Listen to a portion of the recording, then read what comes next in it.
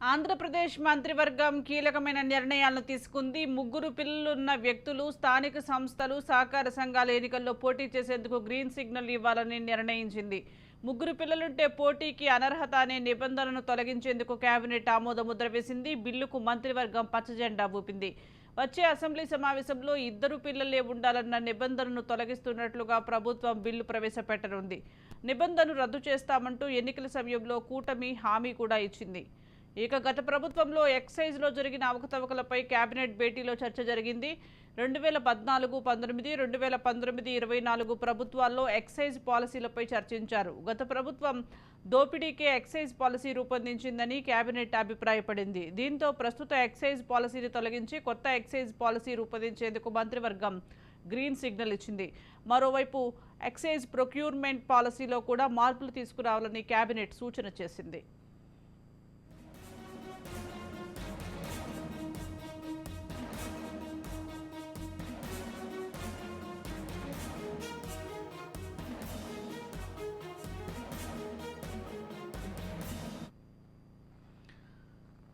ఇక మత్స్యకారులకు నష్టం చేకూర్చేలా గత ప్రభుత్వం తీసుకువచ్చిన 217 జీవో కేబినెట్ రద్దు చేసింది. మావోయిస్టులపై నిషేధం పొడిగిస్తూ కేబినెట్ గ్రీన్ సిగ్నల్ ఇచ్చింది. నాటి సీఎం జగన్ బొమ్మ పేరు ఉన్న సర్వే రాళ్లపై కూడా కేబినెట్లో చర్చ జరిగింది. సర్వే రాళ్లపై జగన్ బొమ్మ పేరు తొలగించేందుకు మంత్రివర్గం ఆమోదం తెలిపింది. రీసర్వే ప్రక్రియను నిలుపుదలలో పెట్టాలని కేబినెట్ నిర్ణయించింది. ల్యాండ్స్కి సంబంధించి మీ అందరు చూస్తూనే ఉన్నారు. 22A ఫ్రీ ల్యాండ్స్ చేసేసి ఏ విధంగా గత ప్రభుత్వంలో పెద్దలు కానివ్వండి, లేకపోతే చాలామంది దళారులు కానివ్వండి, ఏ విధంగా ఈ భూముల్ని దోచేయటానికి ప్రయత్నం చేశారో మనం కూడా చూసి ఉన్నాం. ఇప్పటికే 22.95 కోట్ల రూపాయల ఖర్చుతో 21.86 లక్షల భూ హక్కు సర్వే పత్రాల స్థానంలో ప్రభుత్వం ముద్ర, అంటే ఇంతకుముందు జగన్మోహన్ రెడ్డి గారి ఫోటో పిచ్చితో కానివ్వండి, ఏదైనా కానివ్వండి, ఆయన ఆస్తి అన్నట్లు ఆయన ఫోటో వేసి ఏదైతే ఇచ్చారో వాటిని రీప్లేస్ చేస్తూ ప్రభుత్వం ముద్ర, అదేవిధంగా QR కోడ్తో కూడిన కొత్త పట్టాదారు పాస్ పుస్తకాలు అందజేయాలని చెప్పేసి కేబినెట్ నిర్ణయం తీసుకుంది. రెవెన్యూ శాఖకు సంబంధించి 22A నిషేధ జాబితాకు సంబంధించి ఫిర్యాదు సంఖ్యలో పెరుగుతున్న నేపథ్యంలో త్వరలోనే రెవెన్యూ గ్రామ సభలు నిర్వహించాలని ముఖ్యమంత్రి కేబినెట్కు సూచించారు.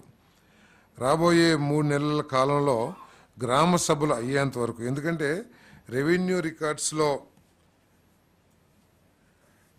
చాలా మ్యానిపులేషన్ జరిగినాయి అని చెప్పేసి పేదవాళ్ల భూ హక్కుల్ని కాపాడటం కోసం వచ్చిన కంప్లైంట్స్ను దృష్టిలో పెట్టుకుని రిజిస్ట్రేషన్స్ అన్నీ కూడా వెరిఫై చేయాలని చెప్పేసి చాలామంది ఏం చేశారంటే అధికారుల్ని కూడా తీసుకున్నో లేకపోతే రకరకాల అన్నీ చేసి రెవెన్యూ రికార్డ్స్ని మ్యానిపులేట్ చేశారు. వీటన్నిటిని వెరిఫికేషన్ చేసే వరకు కూడా 3 నెలలు రిజిస్ట్రేషన్స్ ఆపేయాలని చెప్పేసి కూడా నిర్ణయం తీసుకుంటం జరిగిందని చెప్పేసి మనం చేస్తాం. నేను మరి అంతేకాకుండా ఈ మ్యానిపులేషన్స్ని, ల్యాండ్ గ్రాబింగ్స్ని, వీటన్నిటిని కూడా బయటపెట్టాలని మన రెవెన్యూకు సంబంధించిన ఉన్నతాధికారుల్ని జిల్లాలు పర్యటించి వీటికి పాల్పడిన వ్యక్తులు ఎంతటి స్థాయి వాళ్ళైనా సరే కఠినంగా శిక్షించాలని చెప్పేసి కూడా ముఖ్యమంత్రి గారు సూచన చేయడం జరిగింది. మరి మన రెవెన్యూ అధికారులందరూ కూడా జిల్లాలు పర్యటించి వీటన్నిటిని కూడా వెలికి తీస్తానికి తయారు చేస్తారని చెప్పేసి కూడా మనం చేస్తాను. అదేవిధంగా ఏదైతే రాళ్ళు కొన్ని 100 కోట్ల రూపాయలు ఖర్చు పెట్టి ప్రభుత్వ సొమ్ముని దుర్వినియోగం చేసి దాని మీద కూడా ఆయన ఫోటోలు వేసుకునే విధంగా ఏదైతే చేశారో దాన్ని పూర్తిగా ఆపాలని చెప్పేసి కూడా నిర్ణయం తీసుకోవడం జరిగిందని చెప్పేసి కూడా మనం చేస్తామండి. ఒక 3 నెలలు 22Aకు సంబంధించి ఏదైతే ఉన్నాయో చాలా కంప్లైంట్స్ వస్తూ ఉన్నాయి. చాలామంది బెదిరించి తీసుకున్నారని, లేకపోతే రికార్డ్స్ని మ్యానిపులేట్ చేయటం కానివ్వండి.